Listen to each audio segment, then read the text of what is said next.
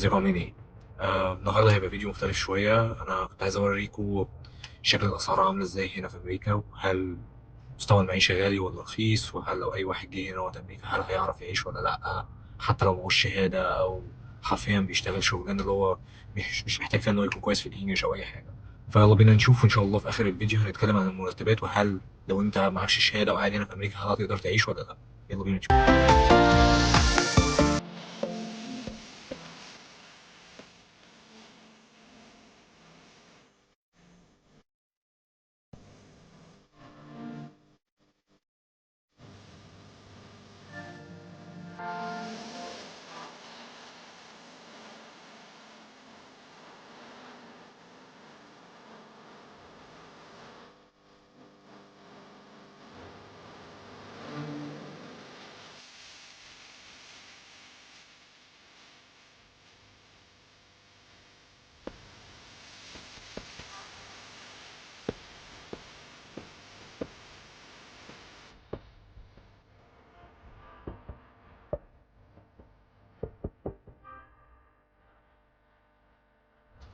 طيب أول حاجة هنبدأ بيها هنا ده منتجات الألبان يعني.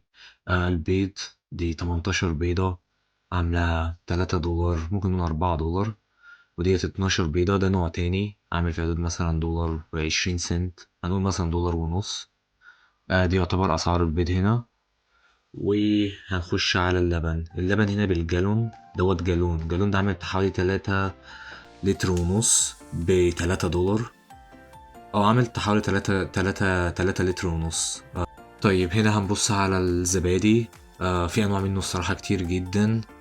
طبعا بفليفر معينة. بس هنا هنبص على مثلا دوت مثلا عامل $2.50. ده يعتبر حجم سعر الزبادي. طيب وهنا هنبص على أسعار الفراخ. ديت اللي هي التشيكن تاي، يعني زي الفخد ب $12. دي عاملة بتاع حوالي كيلو ونص.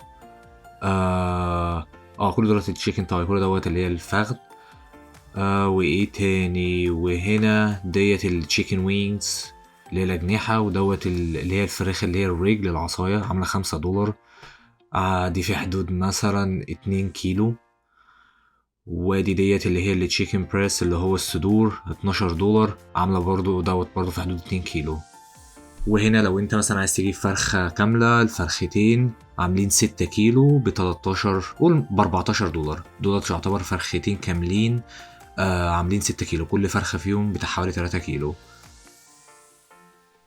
طيب ودلوقتي هنتكلم عن البيف اللي هو اللحمة. أول حاجة دي اللي هي الستون ميت، اللي هي اللحمة اللي هي يعتبر المكعبات. ب$20 الكيلو. وطبعا في أنواع لحمة كتير جدا صراحة مختلفة. بس في الرينج بتاع الكيلو اللحمة يعني هيدخل مثلا بتاع حوالي $20، على حسب برضه اللحمة اللي انت جايبها، بس الرينج هيبقى مثلا $20 الكيلو. ودوت اللي هو البوفتيك عامل $15. يعتبر بتاع حوالي كيلو، أقل من كيلو بحاجات بسيطة جدا.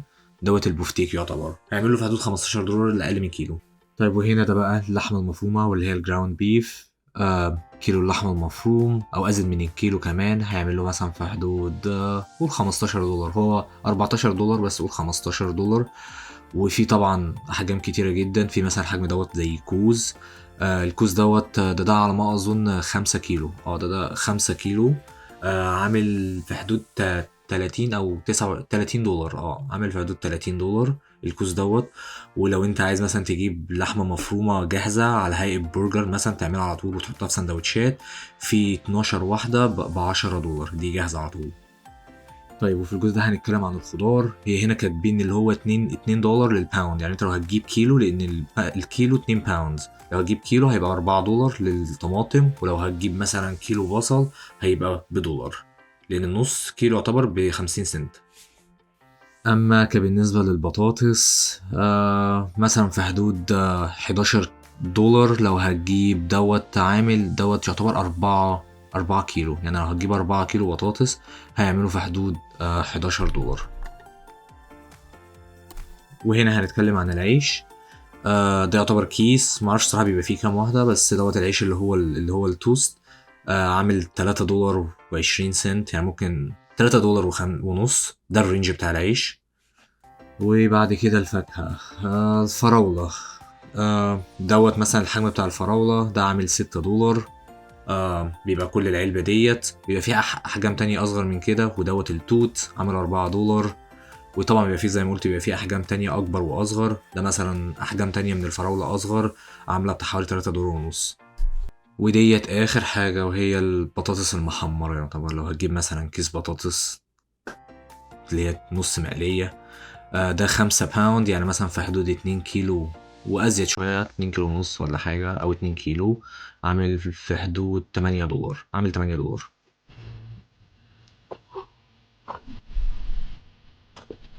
طيب تعالى نتكلم على المعيشه هنا في امريكا. لو انت واحد جاي هنا امريكا معكش انجليزي، معكش اي حاجه حرفيا، ولا حتى مؤهلات، فهتشتغل اقل شغلانه يعني. آه تشتغل مثلا في ايه؟ تشتغل مثلا في السوبر ماركت. يعني مثلا السوبر ماركت اللي انا كنت فيه، اللي انا صورت بيه الفيديو، هتشتغل مثلا ترص البضاعه على الارفف والكلام دوت. طيب هل شغلانه زي ديت مثلا المرتب بتاعها كام؟ اقل حاجه هتاخد مثلا حوالي $16 في الساعه. طيب $16 في الساعه يعني مثلا في الشهر هتعمل لها مثلا في حدود $2500. قول هتصرف ضرايب وتامين او تامينات في العموم، يعني من 2500 قول هيبقى معاك مثلا 2200 او 2100 دوت هتقدر انت تصرفهم. طيب تمام. انا اهم حاجه بس عايز برضه اوضح نقطه، انا الفيديو ده انا ولا ليا دعوه بالسياسه ولا ليا دعوه بكل المشاكل اللي موجوده في مصر. انا بتكلم لواحد جاي هنا مثلا امريكا معهوش شهاده، ما بيعرفش يتكلم انجليزي، وهيجي يشتغل اقل شغلانه موجوده هنا. هل من اقل شغلانه موجوده هنا هل هيقدر يعيش، ياكل ويشرب ويركب عربيه ويبقى عنده شقه ولا لا؟ بس هو ده اللي انا بجاوبه في الفيديو دوت. اي حاجه تانية انا ماليش دعوه بيها، لان انا برضو موضوع السياسه دي مش الحته مش بتاعتي خالص. يعني انا ما بتكلمش في الموضوع ده، انا بتكلم برد على الاسئله بتاعت الناس اللي هو هل انت تقدر تعيش هنا في امريكا وبتقبض اقل من الافريج، يعني اقل حتى من المتوسط. هو ده اللي انا بجاوب عليه. طيب احنا قلنا ان انت بتقبض اقل من المتوسط. المتوسط هنا على فكره في ولايه تكساس، انا كل ده برضه بتكلم على ولايه تكساس، طبعا الولايات بتختلف، انا بتكلم هنا على ولايه تكساس. مثلا ولايه تكساس الافريج هنا في السنه بيعملوا مثلا في معدل 50 45 60 الف في السنه، ده دوت الافريج. اللي اقل من الافريج طبعا بيعملوا مثلا اقل حاجه، قول مثلا بتعمل 30,000 زي ما احنا ما قلنا، هنا بتعمل لك مثلا في حدود $2500 في الشهر. $2500 بتشيل منهم تامين وبتشيل منهم ضرايب، يعني يخش لك حوالي $2200 كل شهر. طيب ال $2200 اللي بيدخلوا لك كل شهر بتصرف ايه بقى هنا؟ هو قول مثلا انت جاي انت ومراتك ومثلا معاك طفل مثلا، هتصرف اول حاجه $1000 شقه. هتروح تجيب شقه، انت راجل طبعا الدنيا معاك متكحرطه، اكيد طبعا مش هتروح تجيب شقه في الداون تاون يعني، فاهم؟ فاكيد هتروح تجيب شقه معقوله، ولا في منطقه وحشه جدا ولا في منطقه عاليه جدا، هتجيب حاجه في المتوسط. طبعا انت مثلا انت وزوجتك ومعاك مثلا ابنك او بنتك طفل مثلا، فهتروح مثلا مش هتفتح الدنيا قوي، هتجيب لك مثلا اوضه وصاله، فاهم؟ اوضه وصاله الرينج هنا اهوت يعني بتتكلم في $1000. ده كويس، كمان فيك حاجات بتوصل ب $900 في الشهر. قول هتدفع $900 في الشهر، وقول مثلا $100 الثانيه، قول هتدفع نت وكهرباء وميه، يعني ادي كده قول $1000 الشقه كلها. تمام. طيب عايز تجيب عربيه، هل انت لما بتروح هنا تجيب عربيه لازم بتدفع فلوس العربيه كلها مره واحده وتدفع نصها او اي حاجه؟ ولا اي حاجه من الكلام دوت خالص. بتقدر ان انت تروح تجيب عربيه بحاجه اسمها السوشيال سكيورتي نمبر، اللي هو حاجه عامله زي رقم البطاقه بتاعتك كده، وبيدوك العربيه وتدفع الاقساط بتاعتها كل شهر. اقل حاجه هتجيب اقل حاجه، يعني هتجيب عربيه هتصرف عليها كام في الشهر مثلا؟ يعني هتجيب عربيه كل شهر تدفع عليها كام؟ قول طبعا انت ولا هتجيب مرسيدس ولا $BMW ولا اي حاجه، ولا هتجيب مثلا نيسان صاني مثلا موديل مثلا سنه 2022 او 21، قول هتدفع كل شهر مثلا حوالي $300 $350، هنقول مثلا $300. تمام. يبقى ادي كده كله سكن بشقه، سكن بعربيه، ادي كده $1300. وانت مرتبك قلنا ان هو $1200، يعني انت من مرتبك متبقي لك كام؟ 90 متبقي لك $900. تمام. ال $900 دولت هتجيب، قول هتصرف بنزين هنا، هتفول العربيه مثلا مرتين في الاسبوع، هنقول مثلا هتفول العربيه 3 مرات في الشهر. 3 مرات في الشهر تفويله العربيه هنا بتعمل لها في حدود $30، يعني في الشهر قول هتفول العربيه مثلا ب $100. يبقى دي كده عربيه وتفويله عربيه وشقه، ادي كده 1000 شقه، وادي كده 300 عربيه، وادي تفويله عربيه 100، يبقى دي كده 1400 رايحين شقه عربيه وتفويله العربيه كمان. طيب هنيجي هنا بالنسبه للاكل. انت مثلا دلوقتي قاعد هنا في امريكا، معاك مثلا مراتك وابنك او بنتك، طفل، فهتصرف مثلا، انت حاطط بادجت ان انت تصرف اكل كل شهر $100. تمام، قصدي كل اسبوع، متاسف جدا، كل اسبوع $100. هل انت في الاسبوع تقدر تاكل ب $100؟ طيب تعالى نقارن دوت بالفيديو اللي احنا ابتدينا بيه. كيلو لو انت هتنزل في الاسبوع تجيب لك فرختين زي ما موجود في الفيديو، الفرختين عاملين $15، وقول هتجيب كيلو بفتيك $15 تانيين، يبقى دي كده $30. وهتروح تجيب كيلو لحمه اللي هي اللحمه المكعبات ديت اللي كانت موجوده في الفيديو ب $20، ادي كده $50. تمام. وقول مثلا هتجيب كيلو لحمه مفرومه، يبقى ادي كده كيلو لحمه مفرومه ب $15 برضه، يبقى دي كده $65 لحمه بس، يعني لحمه وفراخ بس، فاهم؟ وال $35 الباقيين قول هتجيب بيهم بقى مثلا رز، بيض، لبن، ده كل ده حاجات للاسبوع بس. مثلا اذا كنت هتطبخ بطاطس، اذا كنت مش عارف هتعمل ايه، مش عايز حد يجي يقول لي لا طب ما انت ما حسبتش مثلا الرز، اللحمه كيلو لحمه ب $15، هتروح تجيب رز بكام يعني؟ يعني اكيد الرز هيبقى في سكه مثلا $5 يعني $7، ده انت لو جبت رز فظيع يعني استحاله يعني. قول هتجيب لك بيبسي كمان وهتظبط الدنيا يعني، قول هتصرف لك $100. تمام. طيب $100 على الاربع اسابيع، ادي كده $400 اكل وشرب وكل الحاجات ديت، يبقى ادي كده $400 اكل وشرب. طيب واحنا قلنا ان انت شقه بنزين بعربيه 1400 وتحط عليهم 400 تانيين، يبقى ادي كده كام؟ 1800. 1800 من 2200 هيبقى لك كام؟ هيبقى لك $400. $400 قول هتجيب اكل زياده بدل $100، بدل الاكل اللي انت هتجيبه في الشهر مثلا او في الاسبوع، بدل بقى هيبقى 100، قول يا عم هتزود 20 او $30 تاني، هتدفع 120 130. فالنقطه اللي انا عايز اوصلها للناس ان هنا دي اساسيات، يعني الحاجات دي اساسيات، الاكل والشرب والعربيه واللبن والبيض والفراخ واللحمه فسهل جدا ان انت يعني مش سهل جدا، باقل شغلانه تقدر ان انت على الاقل تقدر توفر الحاجات ديت. انا على فكره كل ده بتكلم كمان في نقطه واحده بس، ان انت كفرد لوحدك انت بس اللي شغال، يعني الزوجه ما بتشتغلش، فاهم؟ طبعا لو الزوجه بتشتغل ده يعني انت قول مثلا 1300 او 1000 قصدي 2200 انت بتعملهم لوحدك، ولو الزوجه كمان اشتغلت ادي كده 2200 تانيين، يعني بتتكلم في الشهر بدل ما انت بتحسب الحسبه دي كلها على $2200 انت بتحسب الحسبه دي كلها على $4400. فاكيد مليون في المية هتقدر ان انت لو انت لوحدك شغال، انت لوحدك بس اللي شغال ومعاك زوجتك ومثلا وطفل او طفله او ايا كان، هتقدر تعيش. هتبقى ماسك على نفسك والمصاريف هتبقى على القد، بس هتقدر تاكل لحمه وهتقدر تاكل فراخ وهتقدر يكون معاك عربيه بتاعتك وهتقدر تقعد في شقه بتاعتك وشغال اقل شغلانه موجوده هنا في امريكا، يعني شغلانه مش محتاجه مؤهلات، يعني انت حرفيا شغال في سوبر ماركت بترص بضاعه يعني، فاهم؟ برضه في ناس هتطلع تتكلم وتقول لك انت ايش عرفك بالكلام دوت. لا انا بص اقول لك حاجه، وول مارت دوت اللي هو السوبر ماركت اللي انا نزلت فيه وصورت فيه الاكل، واللي انا بقول لك عليه المرتب فيه بتبدا فيه مثلا ب $16 في الساعه، مفيش واحد جه هنا امريكا غير لما بدا في السوبر ماركت دوت، يعني ده ملجا لاي واحد بيجي هنا امريكا لسه بيقول يا هادي، ده ملجا حرفيا يعني. فانا اول ما جيت هنا اشتغلت في وول مارت حوالي 3 او 4 شهور، وعارف المرتبات وعارف المؤهلات وكل حاجه، رحت اشتغلت فيه من غير اي مؤهل ولا من غير اي حاجه، ولا تكون محتاج ان انت عارف الانجليزي الفظيع ولا اي حاجه، انت كل شغلانتك بتدوب بضاعه، تاخد البضاعه ترصها على الارفف اللي موجوده ديت، بس ما بتعملش اي حاجه تاني. بتاخد كام في الساعه؟ تاخد $16 في الساعه بس، الموضوع خلصان ما فيهوش جدال يعني. هل كل الولايات كده؟ لا طبعا كل الولايات مش كده، انا بتكلم على ولايه زي ولايه تكساس اللي انا قاعد فيها واللي انا عشت فيها 7 سنين ولا 6 سنين وشايف ايه اللي قدامي يعني.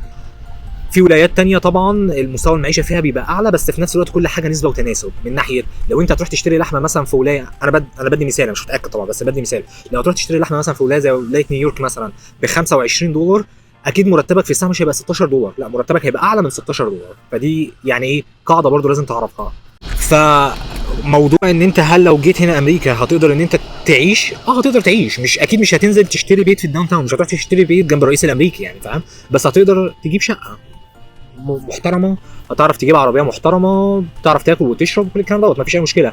مدارس كله هنا ببلاش، كله تبع الحكومه. طيب نقطه مهمه جدا عايز برضه اتكلم عليها، انت اصلا لو جيت هنا امريكا سي مثلا انت ومراتك ومعاك طفل مثلا وبتشتغل في حاجه زي وول مارت دوت، بتقبض $16 في الساعه، انت اصلا كده مصنف ان انت من الطبقه الفقيره، يعني الطبقه الفقيره هنا في امريكا يعني.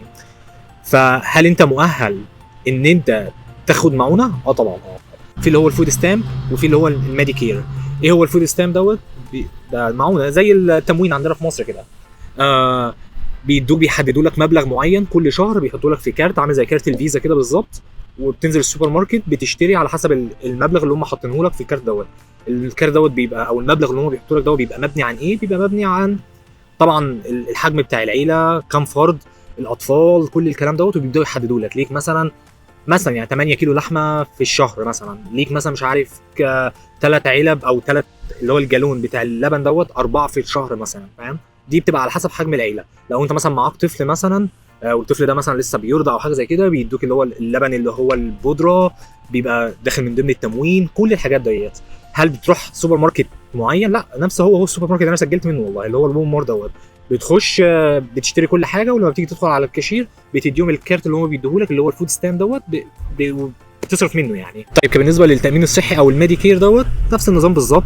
انت تحت خط الفقر، فانت ما معكش فلوس ان انت تدفع تامين لنفسك ولمراتك ولابنك، ويعني حرفيا بتقبض $16 في الساعه يعني. فانت مصنف ان انت من اقل الناس. بتاخد تامين تبع المستشفيات هنا، هو تبع المستشفيات الحكومه. هل المستشفيات الحكومه هنا تعبانه؟ لا خالص خالص يعني. هنا مستشفيات الحكومه والله العظيم قصر يعني، كلمه قصر دي كمان صغيره يعني، قصر يعني. احسن دكاتره، ومفيش قله دكتور شغال في مستشفى حكومه يعني معنى كده دكتور تعبان لا لا لا لا لا، الكلام ده مش موجود هنا نهائي يعني. فمن الاخر يعني، لو واحد بيفكر ان هو يجي هنا امريكا وعنده الفرصه، قاعد عمال بيفكر هل لو جيت هنا امريكا وانا مثلا معيش انجليزي ومعيش مثلا مؤهلات، او هم مش هيعترفوا بالشهاده بتاعتي، هل هعرف اعيش؟ لا، هتعرف تعيش، هتعرف تاكل وتشرب وتركب عربيه ويبقى عندك شقه وخلاص يعني. مش قصدي ان انت مش هتحتاج حاجه تانية، اكيد طبعا هتحتاج حاجات تانية يعني، بس الاساسيات هتعرف تجيبها يعني. ما فيش فيها اي مشكله خالص يعني ما طبيعي جدا ان انت تعرف تعمل الكلام ده لو انت كمان شغال لوحدك، فرد لوحدك يعني. طب بالنسبه لو انت مثلا فرد لوحدك موجود هنا في امريكا، مش متجوز ولا اي حاجه، وانت هنا لوحدك، طبعا المصاريف هتقل. بدل ما هتنزل وهتجيب اكل ب $100، هتنزل مثلا وتجيب اكل مثلا ب 70 او ب 80 دولار يعني. مش معقول هتاكل كل الاكل دوت وانت شخص لوحدك، فاهم؟ الشقه بدل ما هتجيب شقه اوضتين وصاله ب $1000، ممكن مثلا تجيب استوديو مثلا $700 مثلا، فاهم؟ يعني كل حاجه سعرها هينزل يعني، لان انت بدل ما بتصرف على فردين وطفل بقى بتصرف على فرد واحد بس، فاكيد الاسعار بقى هتقل يعني، او مصاريفك هتقل. دي حاجه مش محتاجه فيها فصال يعني. والنقطه اللي انا عايز اشرحها، في ناس كتيره جدا وبالذات عرب للاسف يعني، بيحبوا ان هم يضخموا الموضوع شويه، ويقعدوا يقول لك دي امريكا مش عارف وحشه، ولو جيت هنا هتعاني وهتتعب، وانا لو منك ما تجيش، يا ريتني ما كنت جيت. هم الناس دي اغلبيتهم ماشيين بمبدا اللي هو لا انا جيت هنا ومش عايز حد تاني يجي يعني. عارف اللي هو ايه، انا هفتح الباب وادخل واقفل الباب من ورايا، واقفل الباب ورايا، مش عايز حد تاني يدخل. لان اقرب سؤال على كده او اقرب اجابه لكده، لو انت مش عارف تعيش ويا ريتك ما جيت، طب ما ترجع. مش عارف يعني ما ترجع. ما اعتقدش ان الرئيس الامريكي ماسك فيك يعني، فاهم؟ يعني الموضوع سهل وبسيط وما فيهوش اي حاجه يعني اشتغل شهر، جبت حاجه تذكره الطيران وارجع يعني. ايه المشكله يعني؟ مش فاهم، فاهم؟ ففي ناس كتيره جدا انانيين، ما بتحبش الخير لحد، فبيحب ان هو يجي مكانه المصريين ما يدخلوش تاني او العرب ما يدخلوش تاني، اقفل الباب على كده، ومبدا بقى ايه، العرب جرب والكلام ده كله. فكل الكلام دوت، بس هو ده جاي من حته انانيه اكتر ما هي هل فعلا امريكا تقدر تعيش فيها حتى لو انت شغال بمرتبات قليله ولا لا. اقرب مثال على كده، او انا ممكن اقول لك، لو انا يعني ابقى كداب لو قلت لك هل انا ما نفسيش ان انا انزل واعيش في مصر؟ 100% نفسي ان انا انزل واعيش في مصر، على الاقل بعد حوالين صحابي واهلي وعشت طول حياتي في مصر، فنفسي ان انا انزل واقعد في مصر طبعا 100% يعني. بس الظروف طبعا مش مسامحه، فاهم؟ عمري ما هقعد يعني، هسيب هنا امريكا ان انا قاعد مستريح نفسيا وعارف ان انا اكل واشرب والضغوط اقل بكتير جدا، وارجع اقعد في مصر والضغوط تبقى كتيره جدا، دي صعبه جدا يعني. فعشان كده بقول لك، لو اي حد قال لك لا دي احنا مش عارفين ناكل، دي احنا بنعاني، دي احنا مش عارفين نجيب اللحمه، قول له خلاص مش انزل مصر، فاهم؟ يعني بدل ما انت مش عارف تجيب لحمه في مصر في امريكا، وكده كده مش هتعرف تجيب لحمه في مصر، طب ما تنزل بقى على الاقل، زي بيقول لك ايه، اهلك اولى بيك يعني، فاهم؟ الموضوع خلصان يعني. بس كل دوت بيبقى كلام تحوير، عشان خاطر زي ما قلت لك هم بيبقوا عايزين يخشوا امريكا ويقفلوا الباب وراهم، مش عايزين حد تاني يدخل معاهم، فاهم؟ بس دي نهايه الموضوع يعني. فنهايه الفيديو، اللي ليه فرصه او اللي عنده فرصه ان هو يقدر يجي امريكا وشايف ان الانجليش بتاعه مثلا مش حلو، او هو ما عندوش المؤهلات او اي حاجه، انا بقول له من هنا تعالى، وانا متاكد 100% ان انت هتعرف تعيش وهتقدر تاكل وتشرب كبني ادم طبيعي. مش هتعيش احسن عيشه في العالم ولا هتعيش اوحش عيشه في العالم، هتعرف تاكل وتشرب ويبقى معاك عربيه وتقعد في شقه. بس اي حاجه تانية طموحك اعلى من كده، هتضطر ان انت تشتغل على نفسك عشان توصل للحاجه اللي انت عايز توصل لها، او توصل للطموح اللي انت بتدور عليه. بس الموضوع سهل وبسيط يعني. ان شاء الله ده كان اول فيديو انا عملته، يعتبر يعني عن كلام شويه عن العيشه هنا في امريكا، لان كان بيجي لي طلبات كتيره او اسئله كتيره عن العيشه هنا في امريكا، لان في ناس كتيره جدا وشفت فيديوهات كتيره جدا تضليل عن المواضيع هنا. ان شاء الله هحاول برضو اعمل فيديوهات تانية عن التعليم هنا في امريكا، لو حد عايز يتعلم هنا في امريكا الشروط عامله ازاي. وبرضو هعمل فيديو مهم جدا جدا، وسؤال كل الناس بتقعد تقوله، انا لو جيت هنا امريكا ومعايا مثلا شهاده من مصر، الشهاده دي حرفيا مالهاش اي لازمه. والله الكلام ده مش صح، شهادتك ليها لازمه. بس في حاجات محتاج ان انت تعملها عشان تخلي الشهاده دي ليها لازمه. هبقى ان شاء الله اعمل فيديو اتكلم فيه عن الموضوع ده باذن الله. ودي كده تبقى نهايه الفيديو، وان شاء الله اشوفكم في فيديو جديد.